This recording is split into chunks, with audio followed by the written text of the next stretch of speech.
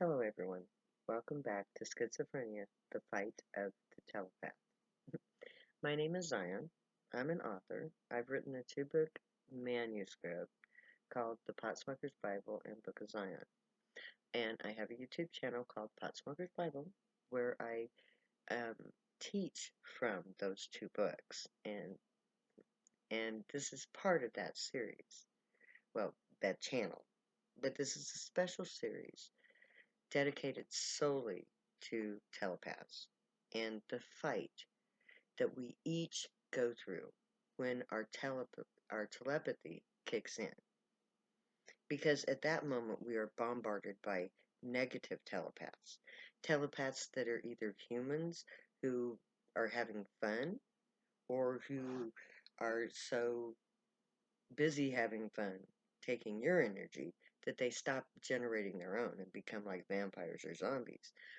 And then there are the actual shadow entities that no long that are they have no bodies because their bodies died, but they continually feed off of other people's energy to maintain their existence. And so when you become a telepath, you become food for them.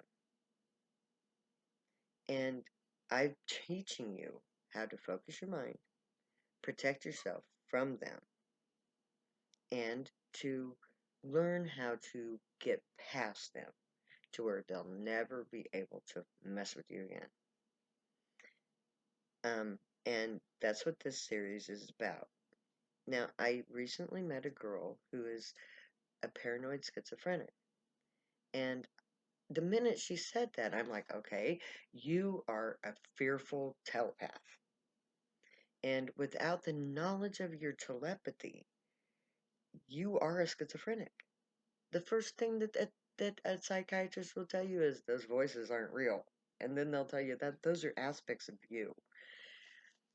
But every telepath knows that's not true. You are not those negative thoughts. Those negative thoughts come from outside of you. And if you can focus your mind, protect yourself in your mind from them, you can make them stop and go away. Once they realize that you're not going to feed them, that you're not going to cave to their way of doing things, they lose interest and they go away because they've lost the fight. So focus your mind on a single thought, person, memory. Create a safe place within yourself where you feel happy, safe, and free. Remember good times. Every time they throw a bad memory at you, throw a good memory back at them. Fight them. But in addition to that, you have to go a step further.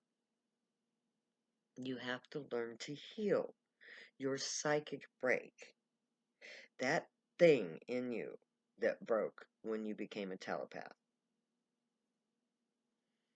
Now, if you're a drug user and you don't have any great traumatic experiences to fall back on for this, then it's just due to the fact that you became telepathic as a drug user. And as such, you are vulnerable to darker influences because you're a telepath, not because you're broken. But to the broken ones, the ones who are telepathic before their drug use, the ones who are drug users because of past trauma. We need to fix your trauma. So that's what this program, episode 5, part 5, is going to be about. Healing your trauma.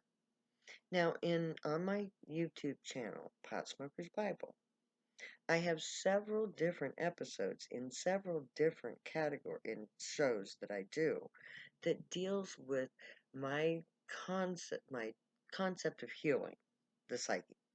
It's called Scream Therapy. And I'm going to go over this with you here so that you don't have to worry about going over there for it. Because I don't want you digging. Because you got enough on your plate already. You've got a bombardment of entities from outside of your head throwing all kinds of nasty shit at you on a fucking minute by minute basis, feeding off of your pain, fear, and suffering. That's gotta stop. And to do that, you have to be happy. To be happy, you have to heal. Okay? Now, my entire life's work, everything that I do, say, think, and feel, is geared towards my life's goal, which is the creation of the prophecy of Israel, the actualization of the prophecy itself, which is what my Book of Zion is about. And in Zion, we will have scream therapy as a way of healing our entire population. Every person in Zion will go through scream therapy. First and foremost, the telepaths, because we're the ones that have the innate ability to heal everybody else once we've healed ourselves, which is what I'm doing. I have healed myself to the point that I can with my suffering, but I've healed myself enough to be able to let go what I can't fix and on my own, and don't have the ability to fix with anybody else because it's just a no-go situation but that's a unique situation for me. Okay, and that is the thing about scream therapy. It's individualized for each individual person. Each of us has very unique combinations of traumatic events that made them break. And they can only be addressed in an overall template of what I call scream therapy. You have to literally relive the experience again to undo the damage that was done. Because our memories, especially for a telepath, are embedded with emotional energy. The emotional energy contained in each memory that we have in our minds determines our emotional output.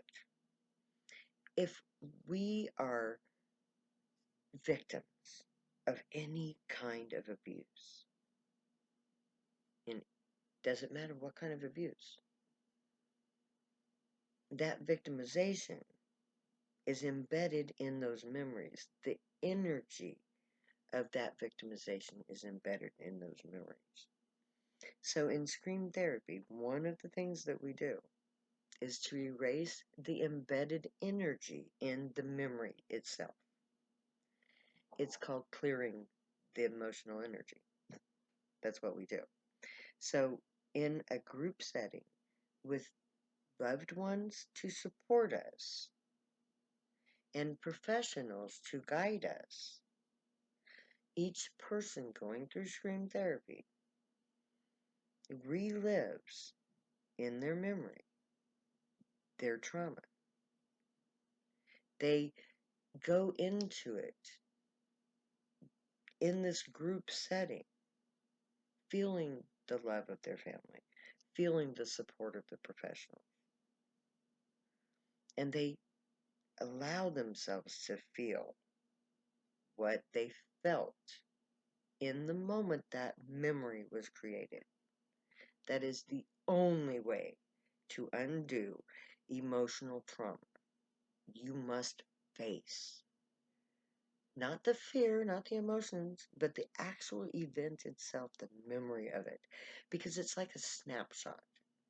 It's like, you remember okay, like a selfie. Every memory is a selfie. And everything contained in that selfie, that moment of memory, is embedded in your psyche. And the energy of that moment is embedded in that memory. So if you have a terrible, traumatic, painful event, it's supercharged with that terrible, painful memory event energy, that emotion. You relive the memory. You experience the emotional impact. You examine all the objects, sounds, space, everything involved in that moment. It could be the taste of a food, anything that was present in that snapshot. So what you do is go to your phone, look at a snapshot, and notice how much stuff is in there that you don't really think about when you take the picture. Just superficial shit. every one of those superficial shit in your memory snapshot triggers the emotion embedded in that memory. So, let's say your uncle raped you in a red chair. Every time you see a red chair, you're gonna get fearful because that red chair symbolizes in your mind, in that memory, that painful moment. And you're going to relive that painful moment over and over again while that memory is still embedded with the emotional energy. So you face that memory, you look at it, you examine it, you cry, you scream, you ask all the questions that come up. You say these things out loud to actualize them. If you can find a friend who will walk you through this, all the better. But you can do it by yourself if that's all that you have right now. But the actualizing, the speaking of the words. You think, you speak, you do. Okay? So you think of the memory, you speak of the emotion that you're feeling, you express it, and then you undo that energy in the process. And one by one, as you face each of these memories, you will find all those little things that make your life so miserable, embedded in the snapshots. Those little unobserved elements of your surroundings that happen to be present at the time of your pain. They all elicit this emotional energy. So those dark energies can show you a red chair. And just by you seeing a red chair walking down a street and looking into a store window and seeing a red chair, if you're traumatized, you know what I'm talking about. When you have that experience, if you can, stop. Take a good look at whatever made you gasp and let yourself remember that moment. The reason you gasped. The very act of thinking consciously that I'm going to remember this thing open up your healing aspect. And you will remember that. You will feel that. You will examine it. Why does that red chair make me so uh? And what is that feeling? That's fear. Okay, why am I afraid every time I see that red chair or a red chair? And then the memory is triggered. And then everything associated with that red chair is triggered, including the trauma that caused the trigger. And when you understand that every time you see that red chair, it reminds me of your uncle that raped you, then the red chair loses its power over you. And every memory you ever had of a red chair that bothered you no longer bothers you. And so you heal the trauma of the moment of the rape. You ask the question, why did my uncle rape me? You ask yourself the question, what could I have done to stop him? And the answer is inevitably no, because you were a victim. And there lies your absolution. Your understanding of yourself in relationship to that moment. And that is when you heal. So you express the emotion contained within the memory. You examine everything within that memory. You clear up all the triggers that that memory contains. But you see, the way memories work is really cool. That one memory is attached to every other memory that is like it. So when you see that red chair and you tap into that memory, then every other memory that involved your uncle, that involved the red chair, that involved rape, will be in that stack. And as you clear away the red chair, every red chair that ever bothered you will be cleared away. And as you clear away that uncle issue, every time you have memories of the uncle, that too will dissolve away. And so on until there's no more pain. And you're clear, like me. So, look forward to the healing. Because once you start this process, it inevitably kicks in and takes over. And then you have a time period of intense pain and trauma, followed by always by the sense of freedom and relaxation and a freer world where you're no longer subjected to so much pain and suffering. So, see you in a minute. Watch my next episode. Love you later.